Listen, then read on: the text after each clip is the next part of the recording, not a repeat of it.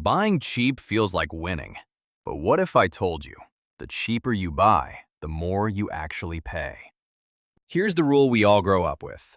Money's tight, buy the cheap one. Don't waste cash on the expensive version. You're being smart, disciplined, responsible. And for one purchase, sure, that's true. But string enough cheap purchases together over a lifetime, and something strange happens. The poorer you are, the more everything ends up costing you. Economists actually have a name for it, the poverty premium. It's not that poor people are bad with money, it's that being poor is, quite literally, expensive.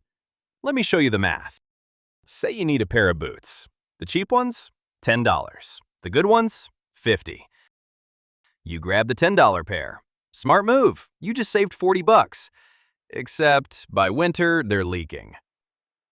So, you buy another pair, then another, and another. 10 years later, you've bought that same $10 pair 10 times. That's $100. Meanwhile, the guy who paid $50 once, his boots are still dry. You didn't save money.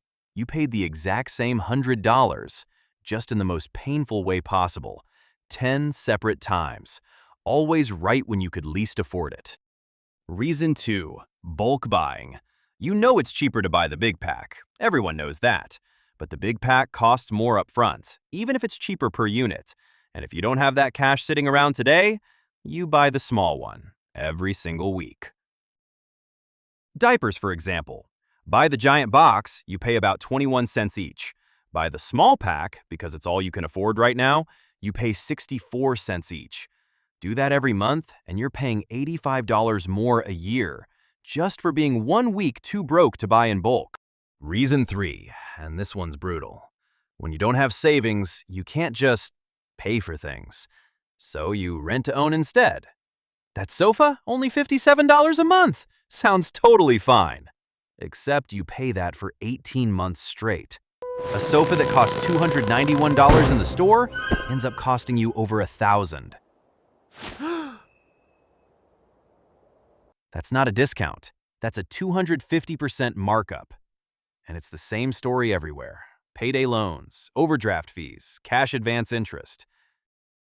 Americans pay $9 billion a year in payday loan fees alone.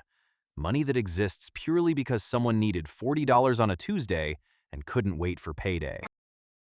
Reason 4 is the sneakiest, because it's not even about a choice you made.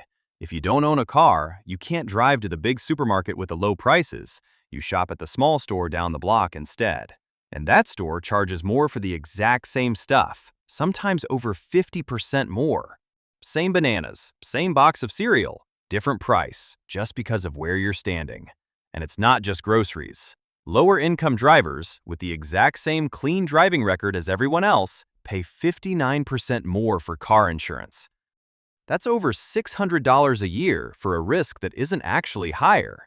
It's just priced that way. You didn't do anything wrong. You just didn't have the option to do it the cheaper way. So here's the truth nobody says out loud. The poor don't pay more because they're bad with money. They pay more because the world charges interest on not having money in the first place. Every cheap choice, the $10 boots, the small pack, the rent-to-own sofa, the corner store, isn't a mistake.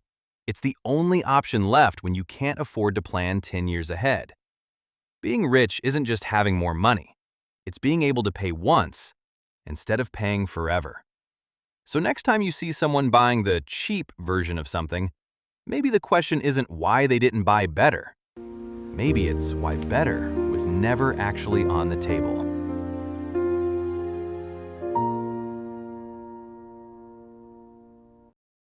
Subscribe and get a little smarter every week.